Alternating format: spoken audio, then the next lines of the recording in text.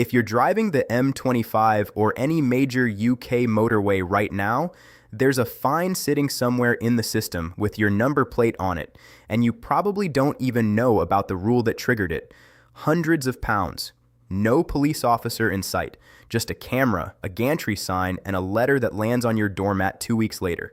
Stick with me for the next few minutes, because the rules around Britain's busiest roads have shifted. Enforcement has gotten sharper, and the mistakes catching drivers out in 2026 are smaller and more boring than you'd think. Nobody's crashing into a wall here.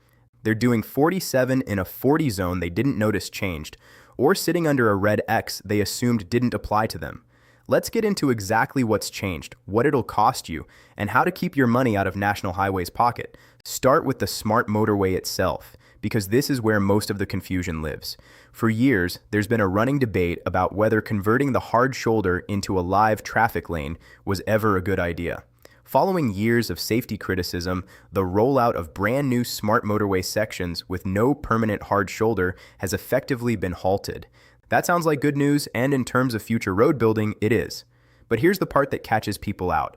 The existing all-lane running sections on the M25, M1, M3, M6, and several other major routes haven't gone anywhere. They are still fully live, still fully legal, and still fully enforced.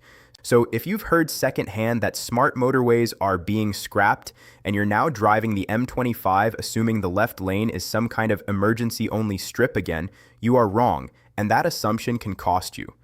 Unless there's a red X displayed above that lane, it is a live running lane, exactly like every other lane on the carriageway.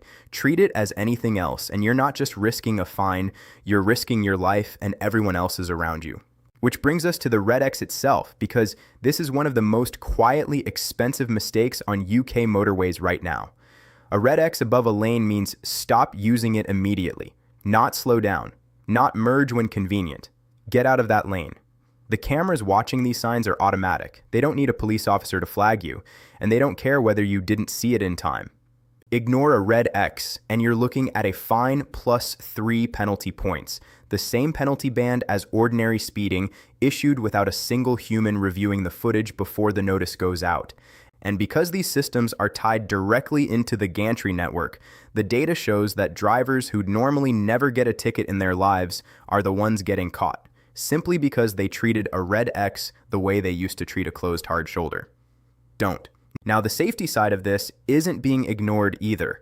One genuine improvement worth knowing about is what's happening with emergency refuge areas, those little laybys built into smart motorway sections for breakdowns. The spacing between them used to average around 1.5 miles, which, if you've ever broken down in a live lane with traffic doing 70 miles per hour past your window, you'll know feels like an eternity.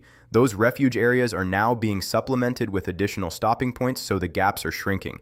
That's not a fine-related change, it's a safety one, but it matters if you're planning a long motorway journey and want to know your options if something goes wrong with the car.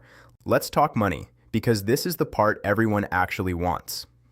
Average speed cameras are expanding fast across trunk roads and motorway roadworks, and the M25 has some of the busiest, longest-running roadworks in the country. Here's the trap. These systems don't just clock you at one point, they calculate your average speed across a whole stretch, sometimes several miles long.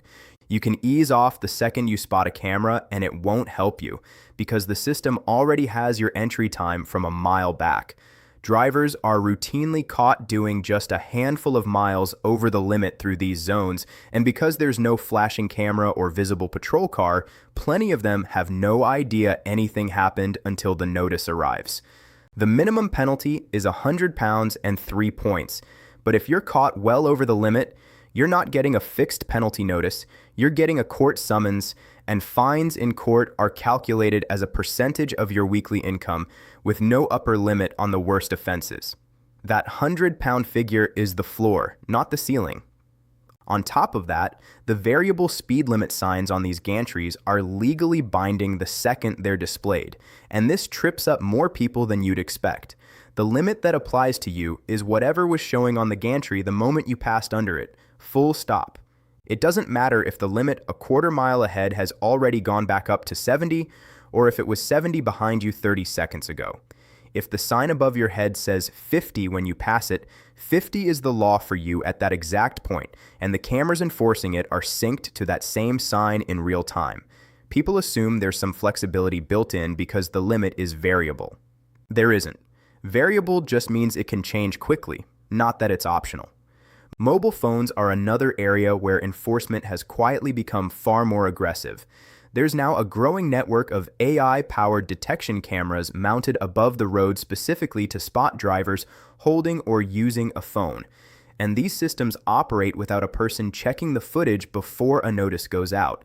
Get caught, and you're facing 200 pounds and 6 penalty points, which on its own is enough to push a driver who already has points on their license into a totting-up ban. And if you passed your test in the last 2 years, 6 points isn't a warning. It's an automatic revocation of your license. No exceptions for circumstances. Here's the bit almost nobody mentions. The same overhead camera setup checking for phone use is also checking seatbelt compliance at the same time, from the same pass underneath it. So in theory, one moment of distraction can generate 2 separate fines from a single camera in a single instant. That's not theoretical scaremongering, that's literally how the hardware works.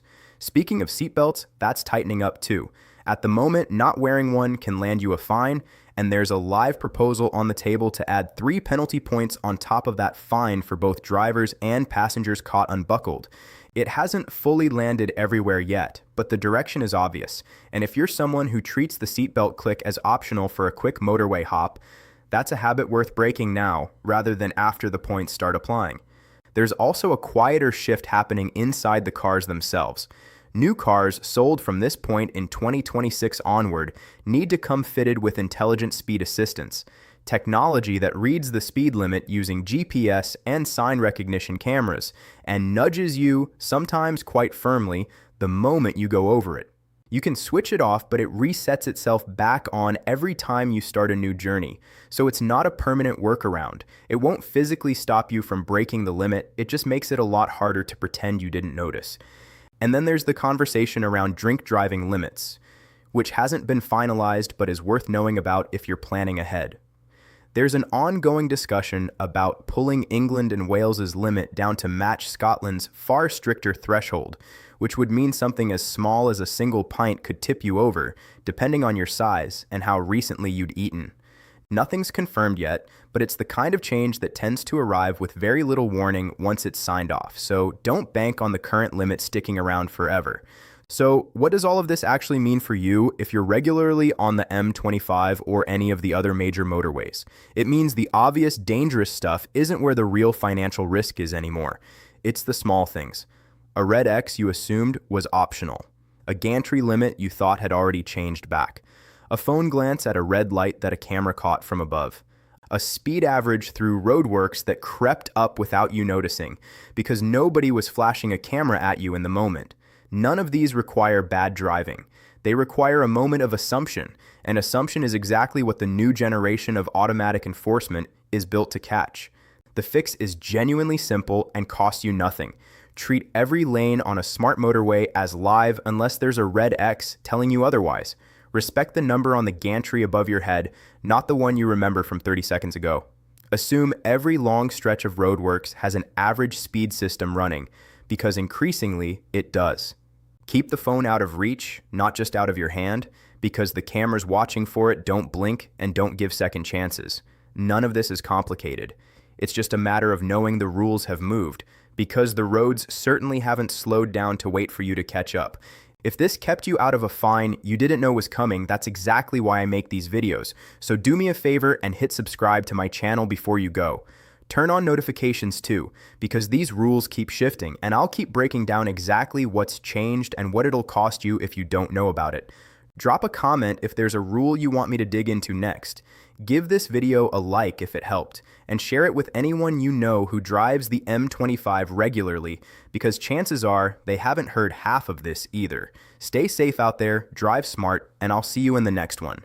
Subscribe to my channel, and I'll catch you on the next video.